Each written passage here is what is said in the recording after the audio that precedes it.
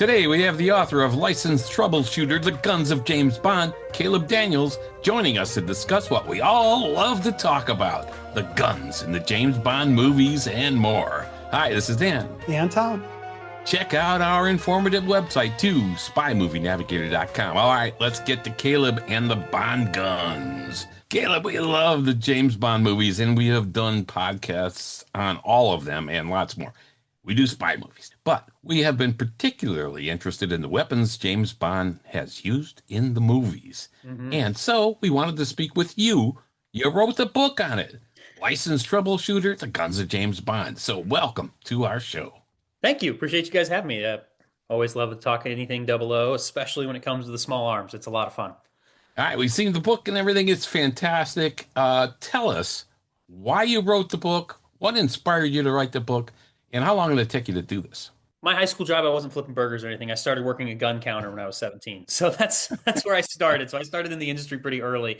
I'm in my 11th year now working in that world in one capacity or another. And, it's been a ton of fun. And for me, pop culture was kind of that really easy bridge for folks to get them comfortable to have these types of conversations. Obviously, firearms in general is a relatively polarizing topic. But if you do it through James Bond, I've said it many times before, even North Koreans know who James Bond is, because at one point I think VHS tapes were air flighted into there, right? So it's Yes. a really easy way to kind of bridge that conversation. It's just like, oh, this is the handgun I carry. It's like, no, this is a 1967 Walther PPK threaded with a suppressor on it, set up like you see in the Bond films or whatever, right? And suddenly you're engaging them on a completely different level. You're getting them engaged with what they love already and know. And so to me, the book was kind of the total thesis of that statement. It's like, let's do this. The publisher I worked with, Headstamp Publishing, they've built beautiful coffee table books. I actually have one of their HK volumes right here in the firearms wow. world. Beautiful, full size, full photographed books with old school manuals, photography, beautiful, beautiful stuff. And so they had a very established brand. So I reached out to them 2.5 years ago now, pitched them. They loved the concept, and we started running. So it was about a 2-year turn. Actually, we're talking now. Final proof copies are inbound to the publisher now, and they should be out in the wild here pretty soon. So super exciting stuff. It's just, it took a little longer than anticipated, but this book has been a really fun journey for me, talking about all things James Bond, from the novels, Fleming, and continuation through all the films. Yeah, all right. And just as a side, for those of you listening only, you can check out our YouTube video, which will be available shortly after this broadcast, to see some of the guns that we're talking A lot about of show here and with tell Caleb. for sure. Yeah. Well, just looking past you to the wall behind you, it's like, okay, this is going to be good. Yeah. Yeah. It's a good time. You've got all handguns there. Is your expertise in handguns, not the rifles? I know both pretty well. Okay. It's just a lot of the rifles that end up on screen are very, very, very expensive or very, very difficult to find. Okay. Like I had to go to Walther, Germany, and to get my hands on a WA 2000 because only 176 units of that were ever produced. Wow. And the one they happened to have in the collection was one of the two that was on screen. So handguns Okay. are usually easier to come by than the rifles. The book and the research and everything I've touched goes along that way. But in terms of like my private collection and what I have on hand, it is primarily pistols, because that's what Okay. you can typically find, easily use and whatnot. All right. Yeah. Cool. Yeah, from a collecting perspective, these are a little more attainable than a lot of the rifles that you see on screen. Okay. All right, Caleb, we've looked at all the James Bond movies, and sometimes frame by frame, trying to catch things. And we have done 20 things you missed on in Dr. No, From Russia with Love, Goldfinger, and we're going to do a whole bunch more.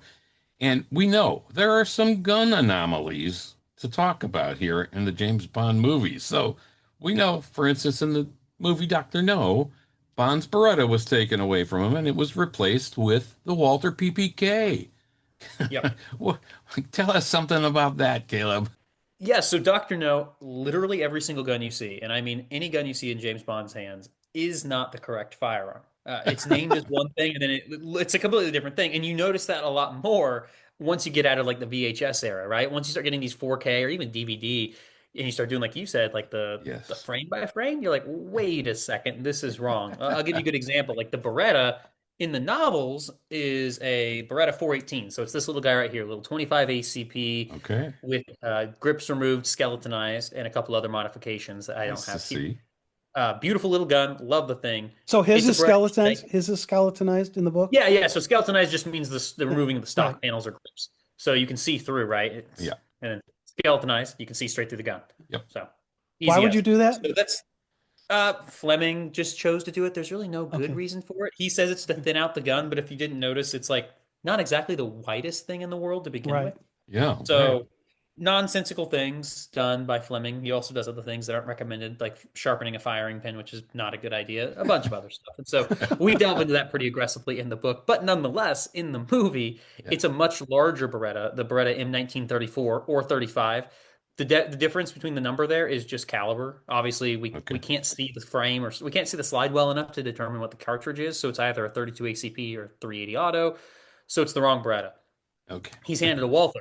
It's the wrong Walther. It's a Walther PP, the full size version of the Walther PPK. Um, and that continues throughout the film. You get to the Professor Dent sequence.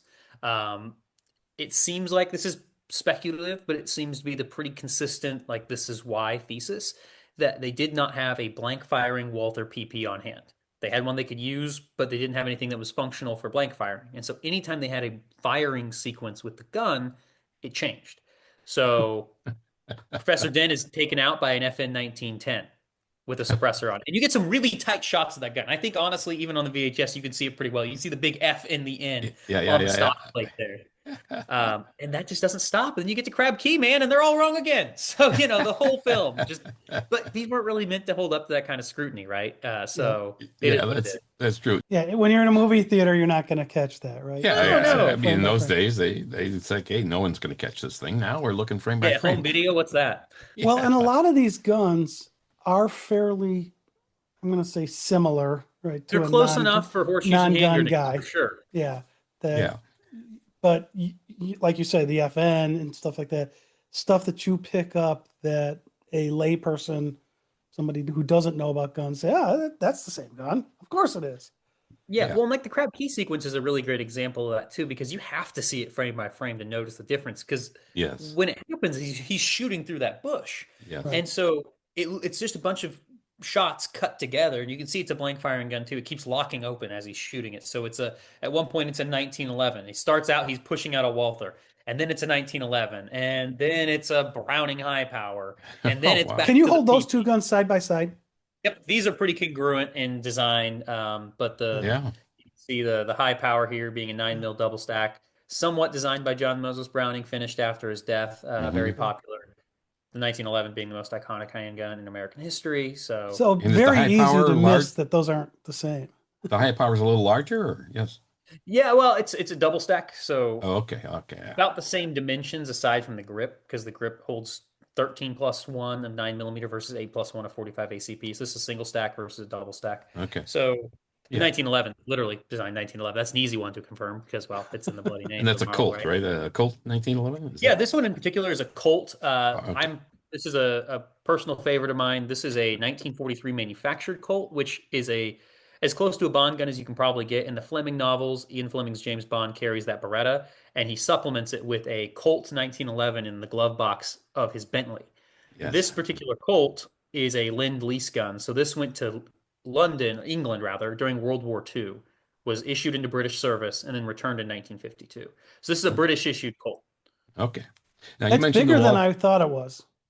Yeah, Yeah, it's a, 5 inch it's a, barrel. So, Yeah. you hold it up against the PPK. I mean, that's got a suppressor on it, but the Yeah. yeah, PPK yeah, yeah, yeah, relative Yeah. different size. yeah. Yeah. Now you mentioned the Walther PPK and the Walther PP, and there's a Yep. difference in size. And was Yeah, there? so the Walther PP, I don't have a PP actually that's assembled right now. I've got one in the shop that I'm working on it torn apart over there. But the PP, actually, I think I've got a spare one right here, maybe. I do. I've got one all broken apart right here. Oh, okay. So, there's always something in the shop. So someone chromed this out, which is licensed to kill, actually. This is why someone found this in a pawn Okay. shop kind of thing and gifted it to me. License to Kill. Timothy Dalton poses with a chrome-plated Walther PP. His dangerous side. It's a bad place to Oh, be yeah, yeah, poster. yeah, yeah, yeah. Wrong gun, right? But you put this guy next to Here's another PPK. That wall And is he's so got cool. Yeah, you, yeah. Oh, You okay. guys, Yeah, there's a folks got huge to watch the difference. video. Oh man, yeah. So it is a larger pistol. yeah. So, So and this the is the purpose full of size the service size, and this is the compact. so the purpose of PP, I read somewhere where like detectives wanted the smaller ones. They could put it in a like a shoulder Yeah. holster kind of thing, easier than a big old bulky Yeah, that's really what these were designed PP. for. These were designed to be the kind of the safe carry pistol because revolvers back in the day were kind of the mainstay. Smaller Hmm. striker fired guns like the Browning 25, so that Beretta, not super safe. That striker is kind of just held by a basically what you would think is like a pin spring, Yeah, enough pressure on the back, and it could accidentally negligently discharge. yeah. You know, when it's a chest pocket pistol and you hit it against the door frame and it might go off on you, not exactly the most ideal thing. So Walther over-engineered the safeties and created the PP and then the PPK.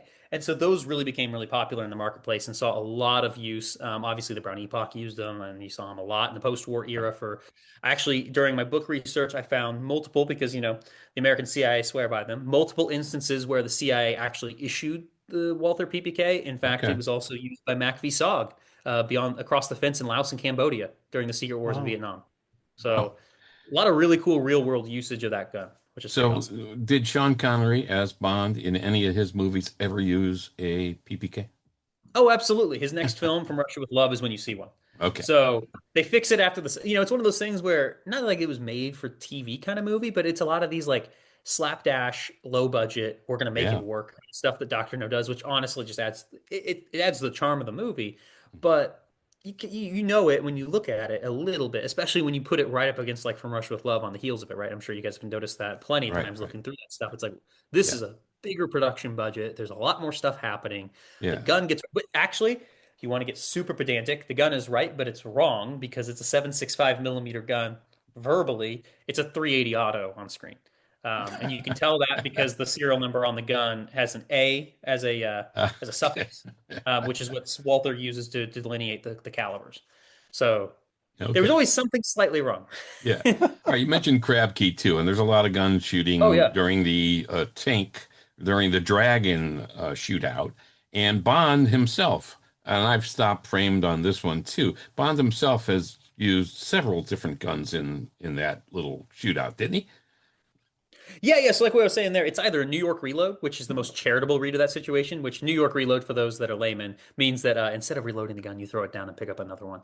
So it's either New York reloading behind that bush, they're just throwing out a high power and a Walther and then the 1911, or I personally think in the same instance as that FN. Actually, if you look at it too, it's a lot of guessing too, but they had a blank firing gun. The Three Blind Mice also used a suppressed 1911, Okay. and so did Professor Dent. When he walks in, that's what he's carrying. It's not a Smith and Wesson. You have your six. It's a single Right. stack 1911 with 8 shots. But again, we forgive and forget. And so it's probably the same blank firing gun, just without the silencer in that moment. So kind of leans back into that. Oh, they just made it work, man. They So just it, made it work. so it's Colt who makes the 1911, right? Mhm. And it's Browning who's making the either the high power or they use the regular Browning use, right? It's a high power, but it's a toss up as to who would have made it. You can assume that it's a Browning, but Okay. Browning after the Okay. in the Nazi invasion in Belgium and such, they fled and they started manufacturing in Canada and such as well. So who Right. made it and when, that's a question. You don't see it well enough to make a clear delineation of what that model is. Okay. Later films, I can get down to the nitty gritty of who manufactured it when, like Sean Connery's Walther in all the films that he actually uses one as a post-war Walther PPK made in the mid to late 60s or early 50s, depending on the Okay. serial number. So there's like a lot of these things, and you know, that's for collecting. And technically speaking, they were like first year production guns in the late 50s, but when you're collecting, they're all the same style in that Yes. block of time. So there's a Okay. lot of these little nuanced details you can get to later on. Dr. No is a trickier one. You just know they're all wrong. Yeah. It's what you Okay. can tell. All right. Of all the So, guns he used in Doctor No, which yeah. one should he have been using? The FN wasn't a bad pickup. I personally think the 1911 made a lot of sense for Crab Key. That gun in particular is like I said, the Fleming gun, right? So that's the Fleming James Bond full size companion. Fleming's Bond would keep a larger frame pistol like this on hand, specifically when he knew things were going to go hot, right? So like Okay. he's driving away from the Casino Royale, about to go into a gunfight, draws it from the holster. Raymond Benson, the continuation novelist. Yes, we know He Raymond. takes on this too, right? Raymond's a great guy, and he has James Bond carry a Walther PPK in conjunction with the P99 because he needs a larger frame handgun for when things get hot versus a compact on the body. So when you're going to an island that you're invading and you know probably is not the safest place to be, maybe carrying the compact gun that's meant to look really nice in that Anthony Sinclair suit doesn't make as much sense as the full-size Service 45 ACP. Okay. You know, especially when you're going against a dragon, maybe you do take the 45. Maybe you do take the 45. So, you know, if it was going to be, let's just have that shoved into the waistband instead of the Walther. All right. That's coming from a guy that has like 8 Walthers on the wall right there. Yeah, really. Excellent. All right, so I've got a question. I'm going to jump forward to Tomorrow Never Dies because I'm going to go back to the theme of, as a person who really doesn't know guns very well, it looks very similar. The gun that Dr. Kaufman has, which is an HK P7, and you just showed us their book, right? Their coffee table book. And this is a P7 right here. All right, so this is the one that Dr. Excellent. Kaufman had. So that looks like the handle is bigger than the PP. So this is an interesting gun. This is what's called a squeeze cocking mechanism. Okay. So the gun's inert and incapable of firing until I put 12 pounds of pressure on the grip here. Really? When I do that, if you guys have ever shot like a bow, it's like a compound bow. It takes 12 pounds of pressure to draw it, right? Yes. But once I have that pulled back all the way, it only takes a pound of pressure to hold this in place. Okay. And so this was designed for law enforcement in the after the Munich massacre in the 70s, right? Yeah. That horrific thing. The Germans kind of stepped it up on their arms development to prepare their special forces and their SWAT teams. And so the P7 came out of that. So it was a gun that can, in theory, sit in a holster, be perfectly safe, entirely inert. But when you draw it, you have a positive grip, goes bang. So that's the P7. It's a very complicated but very cool piece of German engineering. All right, and it's also got a shorter barrel, kind of like the PPK, right? Yeah, it's somewhat. I mean, it's a larger frame pistol. Oh yeah, I guess it is. Yeah, okay. Yeah, It's a larger gun in both frame length and in barrel length. It's about a 4-inch barrel versus like 3 and change on the PPK, and it fills out the whole bottom of the hand nicely. Whereas the PPK kind of dies in the middle of the welt of even a smaller hand like mine. The P7 is a true service size pistol, so it has that longer grip length to it.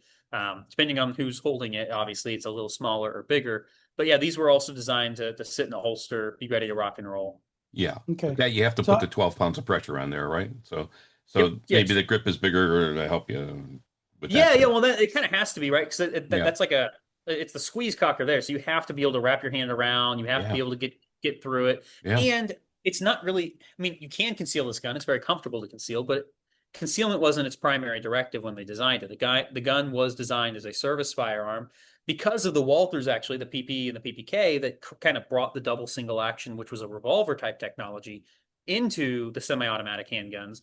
The Germans were really, really used to that. And so when they were writing the parameters for this new service weapon, double single action or some sort of safety technology where you could decock the gun was a requirement. So this is the decocker that they came up with. They went completely off the wall and did I think they would also keep a little kid from accidentally firing it. In theory, that was kind of the overall to be able to grip rundown. it and to put that in. Takes a lot of pressure. Yeah.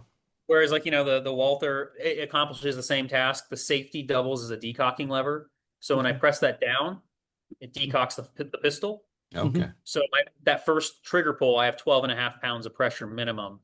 And then it's followed up by single action. So it automatically cocks itself as it shoots, keeps it here. And that single action pull is about half that weight at about 6 pounds. When I draw a PPK, I take off that safety, 12 pounds of pressure per shot, follow-up shot 6. I've got another question about that gun with the suppressor on it. Uh-huh. How do you remove that suppressor?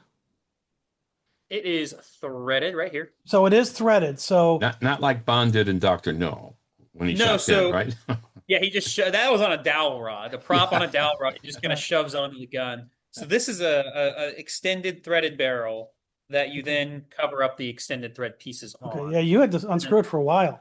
There. Yeah, because if you have anything less on the thread, I mean, this is a really light suppressor. This is titanium. So this is only like 4 ounces in total. Yeah. But your average silencer, especially back in the day, were not titanium. This is pretty new technology. Very, very heavy. And so if you had anything less than that, it just snap right off, right? Because I mean, these barrels aren't exactly thick.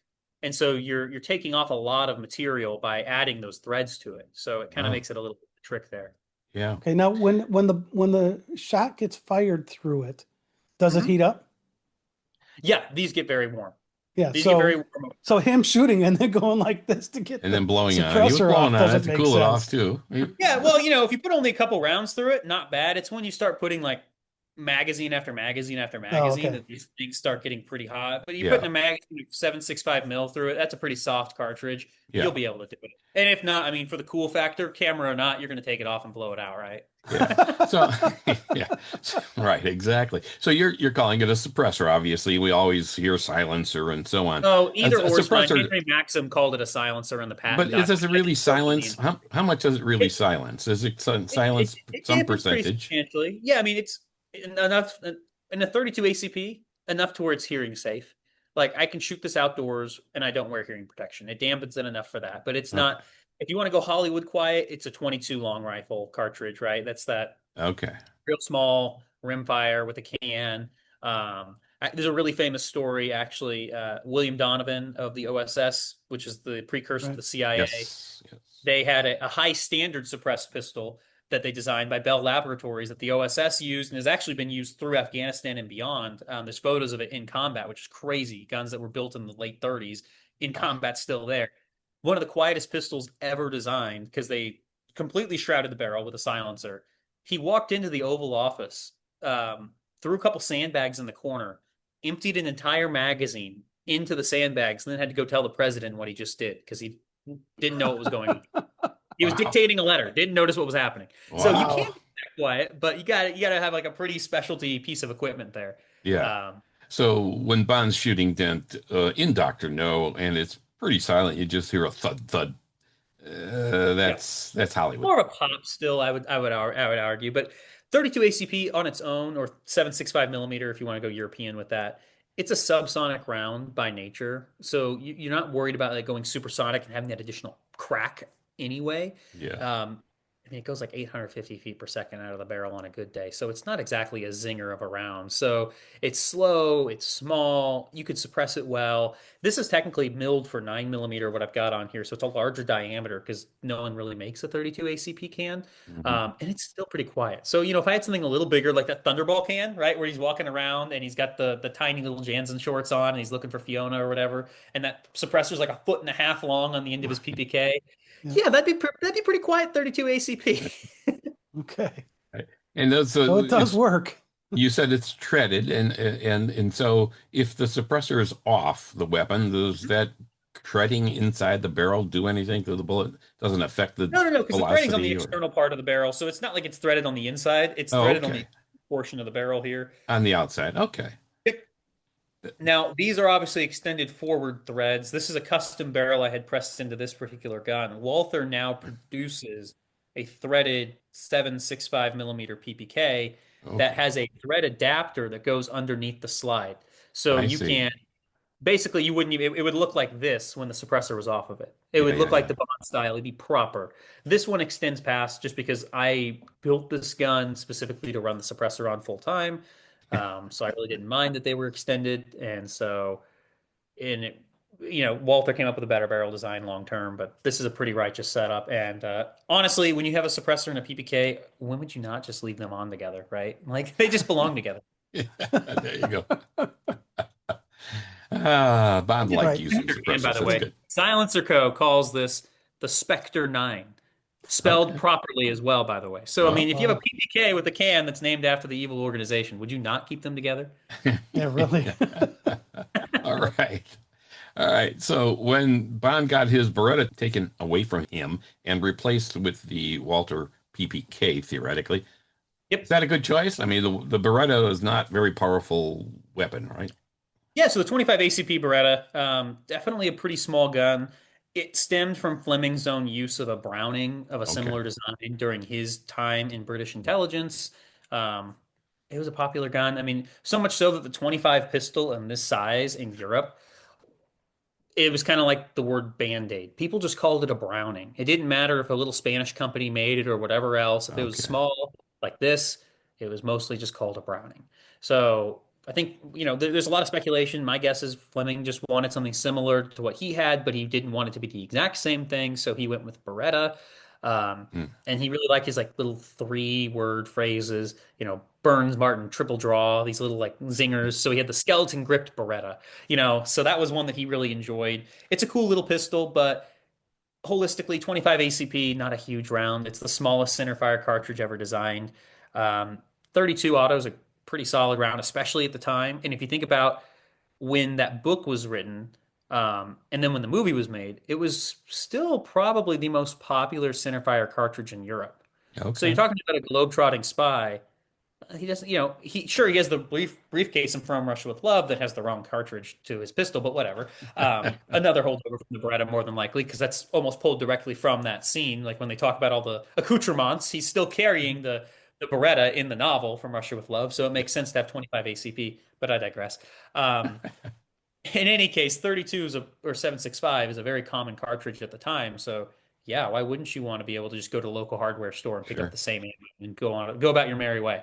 Yeah. That makes sense to me. And it's actually a very accurate, very consistent, very reliable gun, especially in the post-war era. It's a really great suppressor host because it has the barrel's fixed to the frame. So the barrel doesn't unlock or anything, so you're not worried about it needing a booster. I won't get into the mechanics of that, but long and the short, it's a very, very reliable suppressor host. There's a reason why it was very popular with folks for that reason. So it fits Bond really nicely in the post-war era. And Boothroyd really wanted Bond to have he really wanted him to have a revolver. He was reading all the American gun writers back in the All right. 50s when they were writing back and forth, and the Smith& and Wesson Model 36 like this was super popular. I mean, this is my great grandfather's, and this was manufactured in the 50s. Yeah. So, these Smiths were really popular, and this is pretty similar to the Airweight that he wanted. Just had a no hammer or shrouded internalized hammer, and then a grip safety, Yes. which Bond adopts as a secondary pistol, but not the primary. Boothroyd actually only mentions the PPK once in his writings back and forth, and All that right. is as a potential villain gun, maybe. But it comes up in an article that Boothroyd mails Fleming at Fleming's request called What About the Small Autos, which is like an analysis of all these handguns done after World War II. So all Okay. the main service pistols from World War II. He mails Fleming this article, talks a lot about the Walthers in the article, and there's actually, when you get inside the pages of Dr. No, which then translates onto the screen almost verbatim in that scene that we were just talking about there's this whole data table about the benefits and the pros and the cons of the pistol that is pulled directly from that article. Oh, wow. Um, so you can hold the two side by side, and you're like, That's okay, good. there's the script, there's the article, and there's the book. Like you can very clearly see where Fleming exactly got that from, Oh, and that's so it makes cool. John Gardner writes all these novels during the 80s, right? He starts putting out the paperback thriller every year.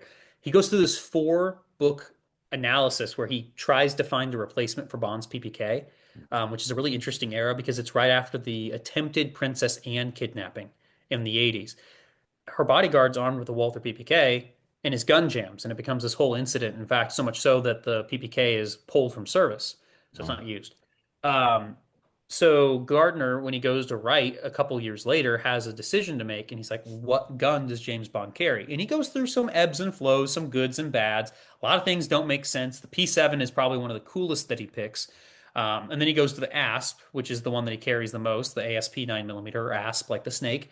Um, mm, that's a really cool pistol. It is, in terms of like Cold War era history, it's one of those that you don't really see too much. It was a custom shotgun designed in the garment district of New York City by a guy who claimed he had a bunch of CIA contracts and whatnot.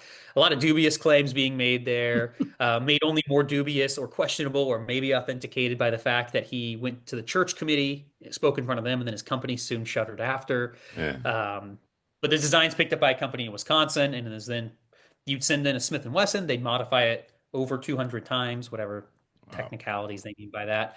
And it created this hyper custom pistol with clear grip panels, a skeletonized relieved magazine so you could see how many rounds were in it, a hooked grip panel, all sorts of stuff. Really interesting gun. Had a really weird sight to it called a gutter snipe.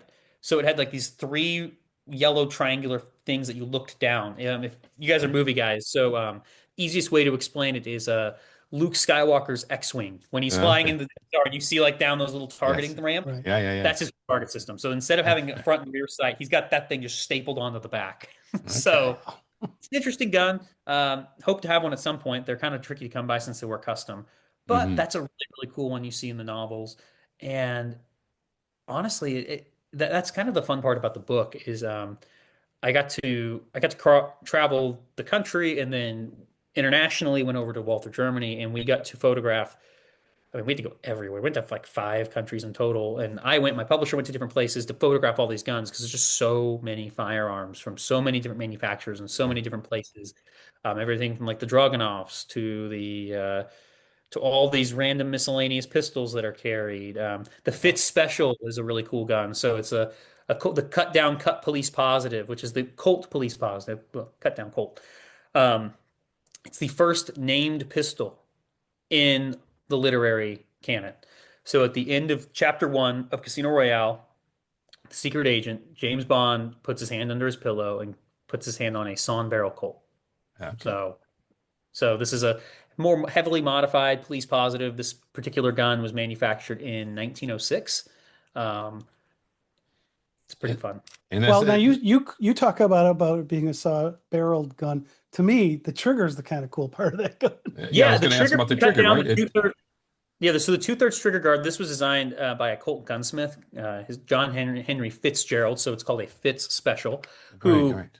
is totally worth looking into on his own. The guy was a highway patrolman in New York, or they were in that whole area in the Northeast. He was a boxer and he was a gunsmith for Colt.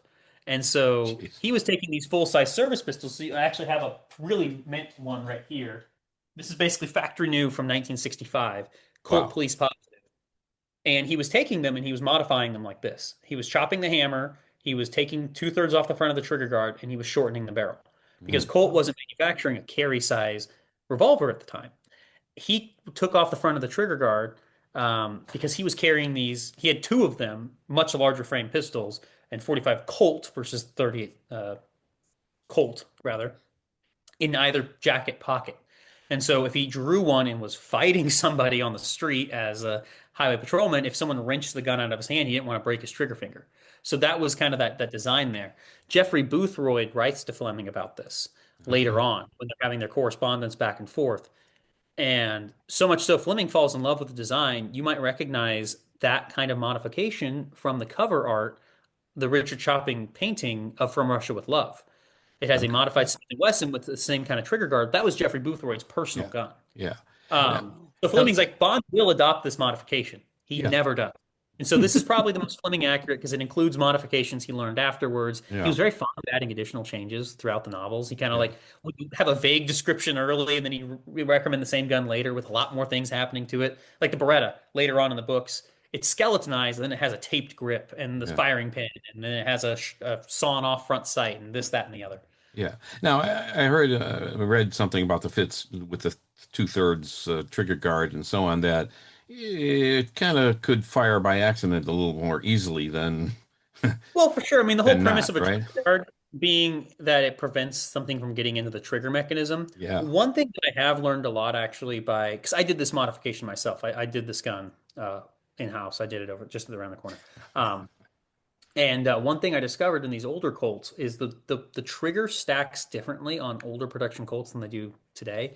There's a really stiff wall here that you have to defeat in order to get through, and it's a really heavy pull. Okay. And so it's not nearly as clean as like a Smith and Wesson, for example. I mean, you guys are just watching me do this, but right here, I mean, it's pretty butter smooth, and it has a couple of stages where you can feel it stack, stack, stack, break. The Colt of that era, a lot more heavy Okay. throughout. So it's probably something you wouldn't want to do to like a modern production gun that has a better, internal firing mechanism stuff. But this is a very well fit and finished revolver. It has a heavy kind of service style pull there.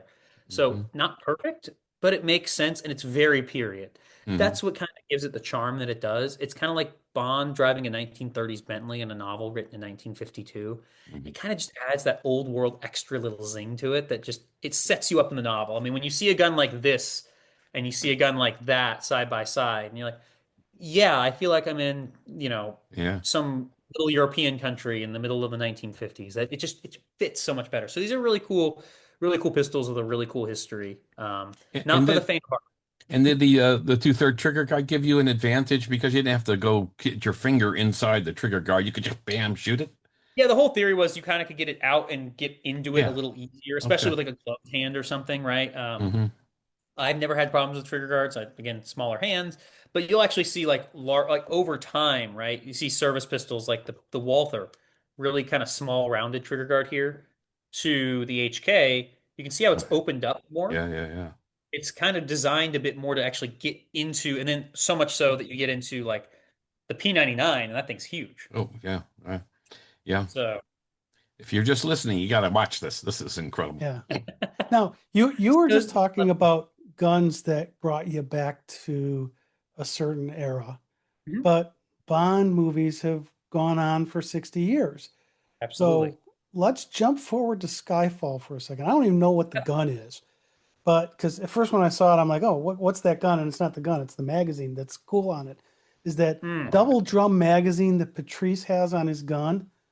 And so besides it looking cool, it holds more rounds. Mm. But are there any other advantages other than just the fact that it can hold more rounds? Oh no, absolutely. In fact, looking cool is probably the full-time job of a magazine like that because typically speaking, they don't work super well. Oh, is Like that double right? 9mm magazines aren't exactly the most known to be functional types of things, and so it is an aesthetic choice, and it looks great on screen. Oh, it But yeah, does. fully automatic Glock is obviously in the news right now. Very, very contentious things sometimes, and you could be able Mhm. to do that. The Glock 17, you can do that or whatever, which it is what it is. But yeah, super cool looking, interesting. Not really my vibe, but there's a lot of cool polymer out there. I'm a huge fan of the P99. Okay. Just to whip that guy out again, it's one of the coolest Walthers ever designed. Saved the brand from extinction in the 90s. Really cool piece of history for James Bond and the company and overall. Yeah. Cool. All right. So now another gun that's very famous from the movies is Scaramanga's golden gun. So I'm going Yes. back because Hmm. it's a very different gun Oh because my gosh, of the yeah. way they do that. Um, are there any other James Bond books or movies that you know of where we actually see a gun assembled like that out of innocent looking parts, or is it pretty And much just this and one that you can think of? and also the question is that even feasible to do something like that? I mean, yeah, you probably could make something like that happen, right? Because it's just firing controls and things going together. If you look at there's all sorts of crazy. The North Koreans are actually a really good example of this when you look at like real world espionage. The things that they do, and they get caught often because the people aren't the best. Actually, I've got one in my pocket. You guys are familiar with Tomorrow Never Dies. You've got Yeah. no, Goldeneye rather. I'm sorry, the pin. Yes. Hmm. The pin. So this particular style, which I just saw it the other day, which is kind of crazy. I've got a normal one, and then I've got the one with the gold here that I use with blue ink. But a Parker Jotter pin here with the gold arrow on it was used by a North Korean attempted assassin with a cyanide like Okay. insert. Yeah. So you can, and they do, you build all sorts of crazy stuff like that. Guns inside of, the KGB. They had lipstick guns, so they would Hmm. take a little lipstick canister, do that, or another crazy gun that they did back in the day. Actually inspired the novel. Going back to the Man with the Golden Gun, the opening sequence of the novel of the Man with the Golden Gun. James Bond is brainwashed by the Russians and attempts to kill him in his office Yeah. and he has this Russian cyanide pistol thing. It's a real pistol. It's a real thing. I've actually got a book about it on the shelf right here. The man with the poison gun. This guy Yeah. got Okay. Yeah. so fascinating story. The International Spy Museum in DC has a replica of it, but it was this like cylindrical two-barrel pistol that you could squeeze and it would put cyanide gas out and you'd roll Wow. it in a newspaper. Guy accidentally hit two barrels at once instead of just the one, and they found traces of the cyanide gas in his lungs. And that's how they Wow. kind of unravel the whole plot. So yeah, you can create some pretty unique small arms, assemble things, make Yeah. it happen. Now, A in functional in golden gun. I've got the Moonraker gun right there, right? yeah, yeah, Yeah. see that? It's not functional yet. We are going Yeah. to make one in 9mm at some point. So, But we will have a functional golden gun after that. all There's a right. lot of that stuff, and it all pulls from reality, which is kind of crazy. That happened a couple years before Fleming goes to pen that novel, Hmm. ends up in, and then you kind of get this crazy, super constructed gun, which kind of looks prop housey, but especially if it's a single shot like that, there's no reason why that couldn't functionally work because all it is a barrel. You Yeah, need yeah. something to contain pressure, throw it Right. forward. Okay, you've got a trigger mechanism to hit it. Check, check, check, boom, Yeah, done. yeah, yeah. I've seen Yeah. buckle guns and all kinds of stuff that they had. in the in real spy world stuff. Now, Yeah, a lot of crazy stuff. I have a question for you here because we've seen this in two James Bond movies where some of Q's weapons are cool, but they have these biometric readers on them. So either it's reading your fingerprints or maybe your palm print, like in License to Kill, and in Skyfall we see these. Now, Absolutely. what kind of concept is that for a weapon? Is that a good idea? In the good-hearted natured philosophy of it, right, which is it means that the intended user can use the firearm, prevent someone else from being hurt. In a great Star Trek land, that sounds really cool. But the reality of the situation is it doesn't really make a lot of sense and it's actually pretty dangerous. You usually fire, if you're in a defensive shooting or anything like that, if you look at the data and you talk to people who've gone through that stuff, usually in a non-optimal position, you're probably not having an optimal grip, right? If you're in like a close quarter kind of combat sort of situation, you're getting pushed on, hit, or etc. You're probably holding a gun pretty loose or in the wrong hand or whatever the case may Yeah. be. And then you're relying on technology to work the way it's supposed to. You're creating a lot of barriers to entry for a tool that probably don't need to be created and could actually create additional hazards because of it. It, to me, is something that looks really cool on the screen. And I love when we do cool little gadgety things because it just means we get to see the guns more. Yeah. Awesome. In terms of like actual functionality, the easiest way to respond to that question or argument is exactly what happened on the set of Skyfall when Daniel Craig said, I'm going to wear these gloves because they look really cool. And then they realized in post that that would actually render the firearm completely inoperable. Yeah, there you go. So, in theory, great idea. And then even on the screen, it doesn't work the way it's supposed to. Yeah. Right. So even Right. like you said, the gloves. Well, I mean, they're in these combat situations where their hands are dirty, greasy, filthy, whatever. Yeah. That would alter it as well too. And Or, now you a have lot a of people try firearm to that like won't justify work. it for, like I said, for like kids or whatever. But, like Yeah. how many palm prints or fingerprints can it hold? Does that mean my wife can use the firearm when I'm traveling? Like, it's a lot of questions. Like, Yeah, yeah. I don't even listen, up until like 2 years ago, my car doors still had like winches on the windows. So like, I don't really like the whole over technology, Internet of Things nonsense anyway. My Yeah, yeah. standard gun built in 1943. All So right. So in Okay, so general, bad I want to idea. I want to jump in on something you just talked about where you said you have a barrel and you can just throw something to it. And that reminded me of a gun we see in You Only Live Twice. We also see it in Matt Helm's Murderer's Row. Those are the only two times I think I've seen it. And that's the gyrojet. yes, And that's a quirky gun and it's a barrel and super. you're kind of letting something throw through it. You're not rifling it. Nope, it's an electrical charge. There's jets on the end of the bullet casing itself that are angled, so when it ignites the fuel, it creates the cylindrical spin for you. Like it does what it's supposed to. I've handled a handful of those over the years. Almost won one at auction a couple of years or last year. Just went a little too rich for my blood, but that's that. But my big claim to fame, I'm very proud of this one, is there is a gyrojet that was made for You Only Live Twice with the serial number JB00007 that is at the NRA Museum in Fairfax. And I've got to hold it. I was there with some friends that run the museum, and I was like, "Oh yeah, that rifle's from You Only Live Twice," and it was next to a AR-7 folding sniper's rifle from Russia with Love, right? And they're like, "No, no, no, you don't understand. That is from You Only Live Twice." And they're like, "That is Wow. literally from the movie. Would you like to hold it?" I said, "I absolutely would like to hold that." Fantastic. So that was one of the carbines, and the pistols are really quirky too. Yeah, super quirky guns, very interesting, kind of part of that like jet age, right? Like that late Mhm. 50s, early Yeah. 60s. Again, back to like non-traditional combat and crazy instances of weapons being used. Mac v SOG is recorded having a gyrojet in Vietnam because Mm. their kind of requirement was, since they weren't technically supposed to be in Laos and Cambodia, don't use American issued weapons. Kind of have these non-traditional things. So they were fielding everything. And so they actually fielded and tested the gyrojet pistol. And this was about 2,000 miles away in South Vietnam, right? About the same time they were filming You Only Live Twice, just a couple thousand miles up in Japan. Yeah. So kind of fascinating kind of juxtaposition. A buddy of mine, John Meyer, who was a SOG veteran, was like, yeah, in the jungle, we read Bond paperbacks and said, yeah, we're just like James Bond, just without the girls, the casinos, the money, the cars. All the fun stuff. We're just sitting in the jungle with a bunch of constipation drugs, so we leave no trace in the Cambodian jungle. He's like, just the Yeah. same, guys. just the same.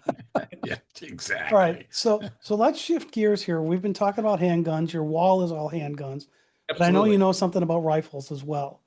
So the Yeah. Walther WA 2000 rifle from the Living Daylights, that's the one that's got the short stock and that night Yep. vision scope. We also Mhm. saw it in Born Identity. So Mhm. what are the benefits of that short stock on it, and why is that a good movie gun, or is it a really good gun for a spy to be I mean, using? it's an insanely cool rifle. So that operates under what's kind of called a bullpup design. So it just means that the barrel runs deeper and the action actually rests here versus being forward of the receiver, right? So it allows the whole package to be more compact. That also came out of the Munich massacre because they were not armed with adequate rifles to Mhm. handle any of the hostage situations that they were dealing with. There was a lot of that stuff happening when the rise of terrorism really kicked off in the 1970s there, where we had that was the time, if you remember, where planes were being hijacked a lot and there was all these hostage crises like that, and they were armed with G3 rifles with iron sights. They didn't have a good sniper rifle. So the idea was this would be a compact rifle that had long distance capabilities, because it's not compact because you cut the barrel down. It still has a full length rifle barrel. So you're getting all that rifling, you're getting all that benefit of it staying inside there, getting the best track forward, which is really important. But you get it in a tighter package. The problem is with that particular gun, Walther spent way too much money designing it. They over-engineered that thing like a Swiss watch, and it was way too expensive to manufacture. They only in total manufactured like 176 units, and that's it. Wow. Um, it's kind of crazy that the Bond movies got them. That really speaks to the importance of Bond in cinema, pop culture, and the Walther connection and all that, because that's a really good moment for that gun and for the brand for that obvious reason. And in 2006, Wolf Flaumer, who is the owner of Walther Arms now, bought the screen used WA 2000 Oh, from the Bapti auction that went on that year. And it now hangs proudly in his office in Arnsburg. And when I was there doing research for my book, this was the most probably surreal morning of my life. I'm sitting there in a jacket and tie dying because the Europeans don't believe in air conditioning. They bring me a full pot of coffee because I'd been jet lagged the entire trip. We're just running nonstop. And they're like, hey, we have a bunch of meetings to go to. They dropped the whole set of keys on the desk in front of me. They brought out the Living Daylights WA 2000, the actual screen used rifle, Wow. put it on the desk in front of me. Like, yeah, we have like meetings for the next 3 hours. Are you going to be good? I'm like, I will absolutely be good. So I took my morning coffee looking at the WA 2000 from the Living Daylights because I was doing flat lay photography for my book. So, like suits and ties and all these things. I come into the office about an hour later to check on me to make sure everything's good. And I'm in an undershirt and my suit trousers because I needed my shirt, my tie, and my jacket for the layout. And they're like, "You good?" And I've got my all the clothes off of my body on the ground with their rifle and my camera. I'm like, "We're doing great, guys. See you later." It's Fantastic. not what it looks like, but it's exactly what it looks like all at once. Yeah. So That's awesome. super, super cool rifle. Yeah, it's the peak of unobtainable collector pieces because it's the kind of thing that like you hear through back channels that like oil sheiks like to keep above their desk because it's so rare. Those go on the Mm. auction for like $100,000. Wow. Wow. I'll have three, You know, please. And you got to play with yeah, it. exactly. That's nice. Refinance your house, buy a Yeah. rifle that, Yeah. is very rare and you probably couldn't shoot too often, which I would love to shoot one, but I It, digress. Super, super cool pieces. All yeah. right. So the most probably the most famous rifle from the Bond series is the AR-7 from the Mhm. attaché case in From Russia with Love. We Yep. also Absolutely. saw it in Goldfinger and Yep. on Her Majesty's Secret Service. Mhm. And in fact, From Russia with Love was the first time that gun ever appeared on screen. Yep. So what can you tell us about that thing? Yes, super, super fitted for the cinematic James Bond, really fits the era nicely. To me, when you think back to arms design in the 50s and 60s and what was suitable for James Bond, really nothing comes up like the AR-7. Like that gun just looks the business, and you throw it in the attaché case, and you're like, "Yep, that's a Bond gun." Yeah. Obviously, the film they classified as 25 ACP, which had never been produced in that. It had only ever been produced in 22 long rifle, 22 LR. Okay. Armalite designed the rifle for downed airmen, so they designed a bolt action version of a similar rifle. Um, Go into their seat, so if they got shot down in combat or whatever, they could have some sort of survival tool Oh, to hunt small game and survive. AR-7 is the civilian equivalent of that, so it's a semi-automatic design, holds the magazines obviously in the stock as well as everything else. It can float. The From Russia with Love model is actually the most rare of the AR-7s produced. It's such a popular design that through the years that patent and that design have been sold time and again. So when I turned 18, working a gun counter, making minimum wage, it's the first gun I bought because you could buy a Henry Rifles, the lever action gun brand. They produce them and it's like $250 across the counter. So, it's still a pretty attainable gun in that sense, but the actual Armalite with that beautiful brown stock and the whole 9 yards, those are a lot harder to come by, primarily because plastics back then were a lot more brittle. So you see them chip and break, and because people used them a lot. But they also did a couple different styles back then. They did like a dark green modeled and a dark brown modeled and a black. You see those more often than you do that brown. Yeah. But it's a really cool gun. And was it a good gun for James Bond in From Russia with Love when Q gave him that little kit? I mean, maybe not in 22 long rifle, right? But I always tell people, they're like, "Oh, James Bond shot down a helicopter with a 22." I said, "No, he didn't. He shot a guy who dropped a grenade who Right. took down a helicopter." Exactly. Like, Tom and I have been in that very helicopter. oh, that's super cool. Yeah. And he shoots Karim Bey shoots a guy with it. But Yes. is it the bullet or the fall that took him down? Probably the fall, because if you Fall. get shooting someone with that long with a 22 or 25, it's probably not going to do the work. But you drop him out of a billboard that way, wow, you're starting the process of something else. I have one more rifle to ask you about, and you mentioned Dragunov earlier, right? Yeah. So there's the SVD, the sniper rifle, and the only Bond movie that I know of that appeared was in GoldenEye. Mm-hmm. Do you know anything about that gun? Because it was just like a soldier that had it in GoldenEye. Yeah, it's a Russian rifle. It's their kind of taking of the AK style platform and turning it into more of a dedicated marksman rifle. They're pretty cool. That was something that kind of turned in the 50s as well, early 60s if I remember right offhand. They're interesting. They're neat. You don't see them over here too much just because we've always had some pretty stiff embargoes on Russian manufactured arms in the United States, just because we don't want to support that, right? We don't want to support their industries for obvious reasons, especially during the Cold War era. And so, like, when you do see stuff like that, typically what they are, like in the States, if they're owned by civilians, they were chopped into a million pieces, shipped over here as parts. Someone paid someone to re-weld it back together and then make it functional, or it's a clone manufactured in the United States.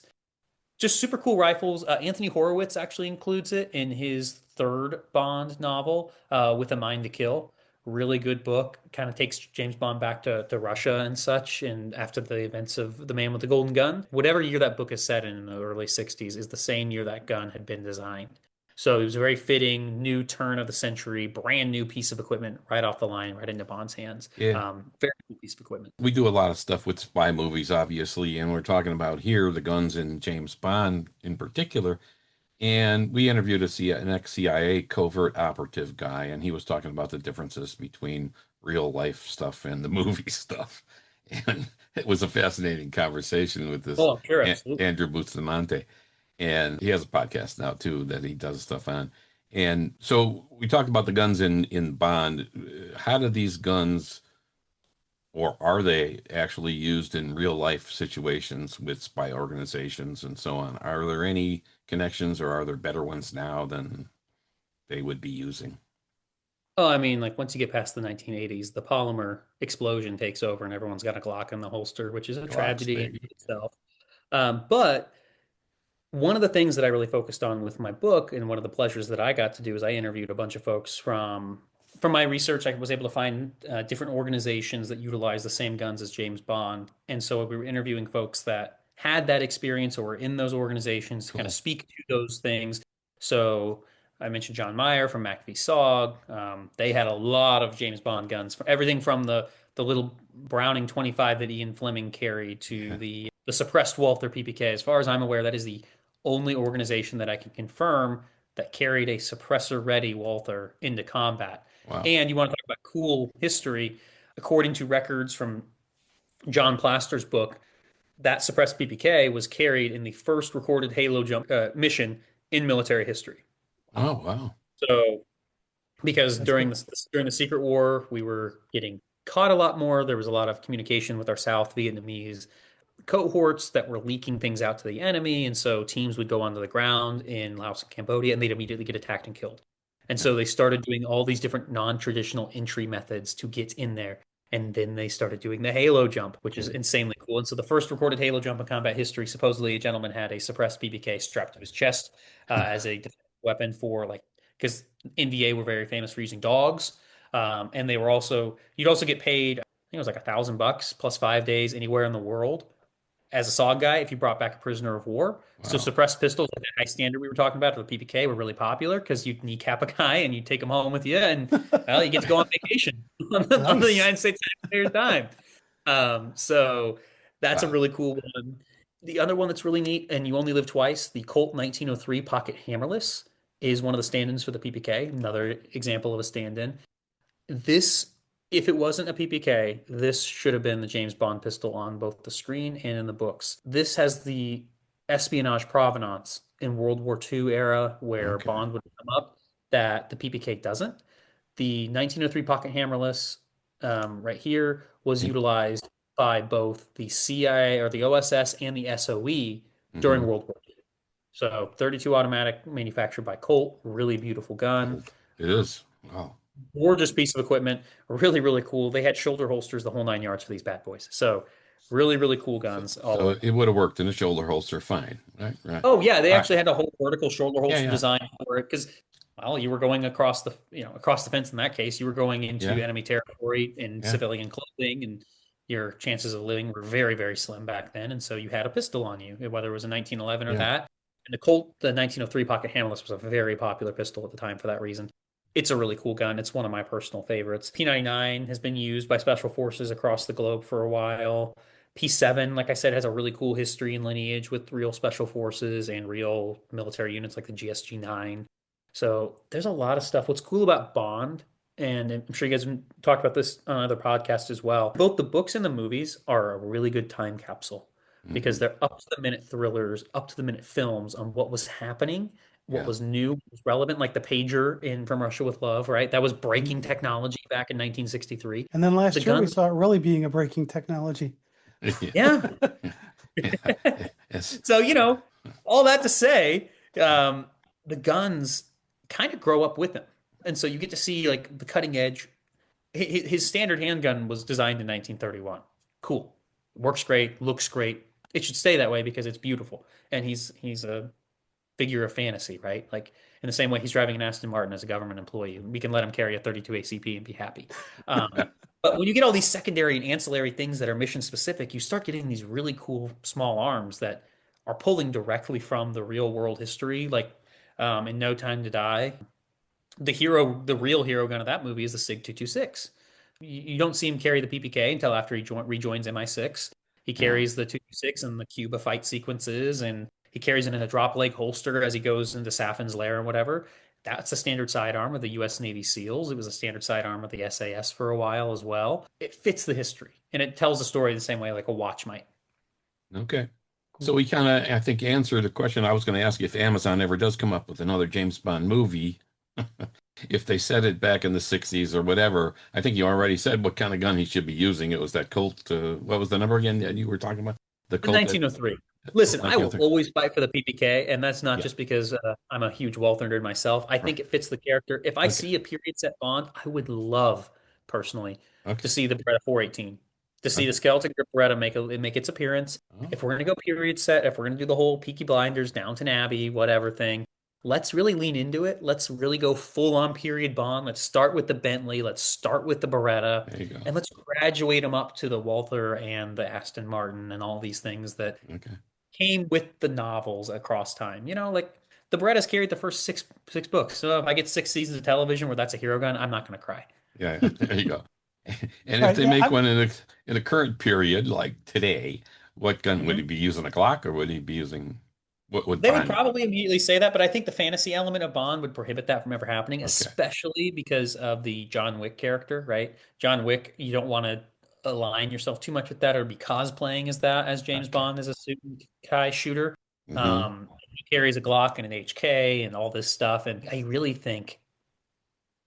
I think that there's not really a new production Walther that fits in the holster as well as the PPK. And now, for the first time in the firm's history, they are actually producing a 32 automatic Walther PPK that is suppressor ready. They've never made a commercial version of that gun up Mm. until last year. So Wow. if there was ever a time for James Bond to carry a suppressed PPK, it would be now because it's actually commercially available and something we can all use. And then yeah, you have a full size sidearm like the P99, but taking it back further and going, okay, well, no Walthers, what would you do? I'd say the Asp or the P7 would be two really cool guns that are aligned with the James Bond history that have been used in novels before and haven't had the time to shine on screen, where they absolutely deserve it because they fit the character very, very well.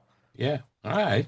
There's a lot of guns in the James Bond books and movies. Like the biggest battle in the book was paring it down because I mean, when you put together a spreadsheet of the hundreds of firearms that appear on the book and on the screen, and you start going, okay, I can have one picture of everything, or I can do detail shots and this and that and Right. beautiful Yeah. stories. Because it's not, it's a lot of photos and it's also a lot of stories that are being told Right. and shown and explained. And so it's a lot of things happening on the page. And so we had to kind of delineate it down to carry firearms and things that are important to the plot, et cetera. And we still ended up with like 150 guns or something crazy like that. Wow. Wow. And so like it's a lot. It's a lot Yeah, of cool stuff.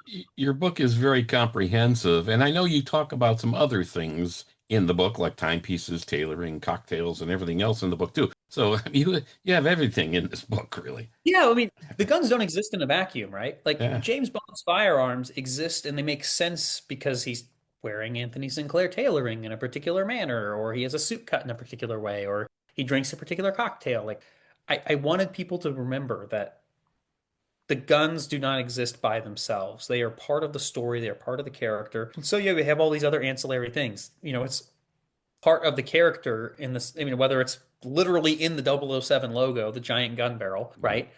Whether they deleted off some product or not, it is part of the logo. And whatever it might be, it's part of the story. It's part of the characters, and it's a holistic part of the conversation that's often missed just because people are somewhat uncomfortable with it. yeah, And so I wanted to make sure it was all tied back together. We've got some really cool stories in there from the guys that were in special operations. wow, They're just super very cool, cool. like Navy SEALs, SAS guys, the whole nine yards. Yeah, Very, that's very cool. Neat. That is cool. I'm glad you did that too. So if people want to buy your book, Licensed Troubleshooter: The Guns of James Bond, where should they go, Caleb?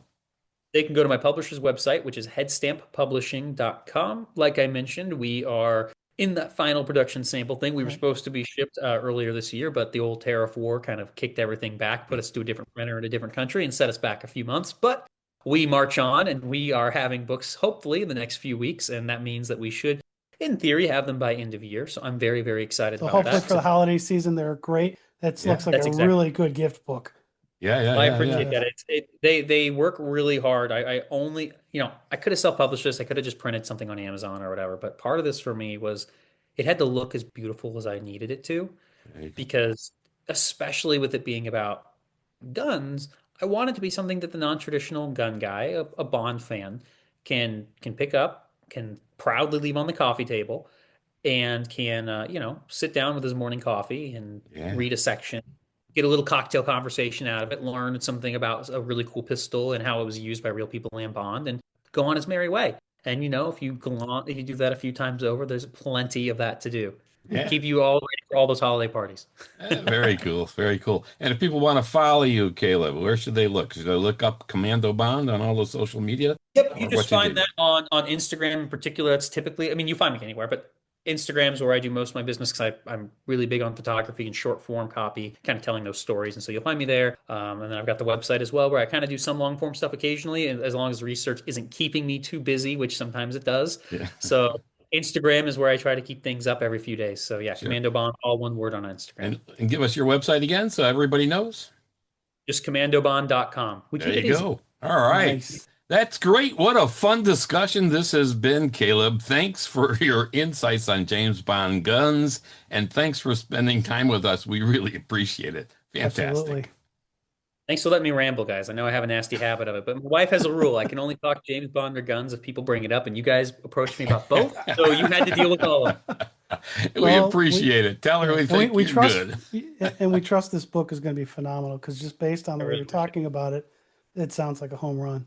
Everybody go check it out. All right, this has been Dan And Tom, of Cracking the Code of Spy Movies. Subscribe to our show right now. We'll wait. Hey, thanks for joining us today and spending some time with us. We appreciate it. Thanks.